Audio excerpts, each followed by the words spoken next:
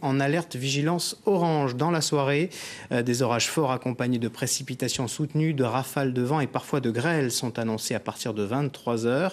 Les autorités invitent à la plus grande prudence. Elles conseillent d'éviter les promenades en forêt, les zones inondables ainsi que les sorties en montagne.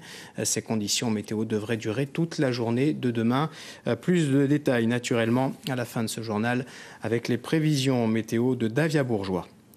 L'heure était au recueillement en cette fin de journée au camp Rafale de Calvi. Un dernier hommage a été rendu à Conrad Rigiel. Ce sous-officier du 2e REP est mort lors de combats il y a une semaine en Afghanistan.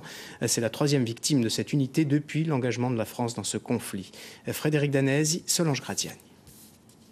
Ce fut une cérémonie très digne, mais également empreinte d'émotion. Après la messe, 8 légionnaires portent le cercueil du sergent Conrad Rigiel, âgé de 28 ans et tué par un éclat de roquette anti-char en Afghanistan le 10 juin dernier. Un cercueil drapé de bleu, de blanc et de rouge. Il y a quelques semaines en effet, la victime avait choisi de devenir français. Ses parents et sa sœur ont fait le voyage depuis la Pologne. Tous sont vêtus de noir. La mère et la sœur notamment sont très affectées et se soutiennent mutuellement. La famille écoute le discours d'Hubert Falco, le secrétaire d'État aux anciens combattants, qui a qualifié le sergent Rigiel, je cite, de héros des temps modernes qui s'est battu contre le terrorisme en Afghanistan. Fin de citation. Hubert Falco qui a également confirmé l'engagement de la France en Afghanistan.